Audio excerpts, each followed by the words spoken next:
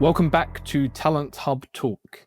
We have just completed Q3 2025 in the ANZ Salesforce market, which means we are officially at the time of year where a rather large conference is happening in San Francisco. It's kicking off this week at the time of recording, so I'm really excited to see what comes out of that and what the big announcements are, and how many times the word Agentforce is said in a week. Surely it's going to be a world record. I feel like a lot of these quarterly reviews have been fairly same over the last year or so sorry about that. They seem to follow a theme of some good news and some bad news, which I think it's fair to say is what we saw in Q3 too. If I was going purely off of placements that we have made as a business, the signs would be fairly positive, but reviewing the job vacancy stats that we have, we can see there were fairly big drops in vacancy numbers for Salesforce roles across both Australia and New Zealand compared to Q2. In Australia, we saw job vacancies come down from 1,343 in the quarter to 853, and in New Zealand, we saw a drop from 142 to 118.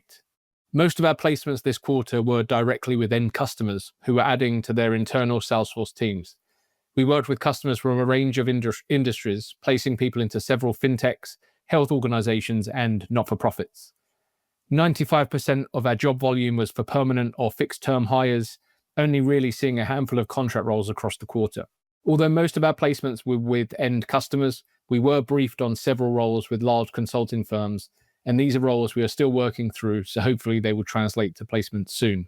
One of the challenges we have found for some of the consulting roles we have been recruiting for is aligning client expectations of experience and quality with available talent and salaries. This goes to show that it's still challenging to hire quality Salesforce candidates, even though the quarter was soft for job volumes. Again, we did see redundancies through the quarter, both in the partner ecosystem and the end user space.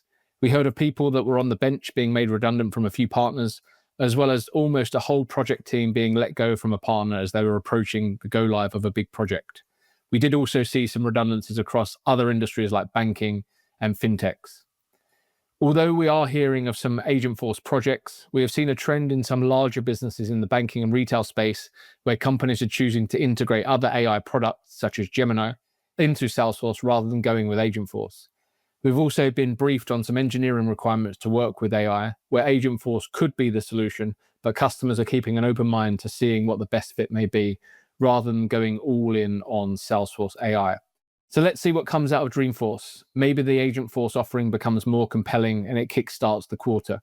I don't expect a huge change in volume in jobs this quarter myself, but let's all keep our fingers crossed for a busy and fruitful end to the year for us all.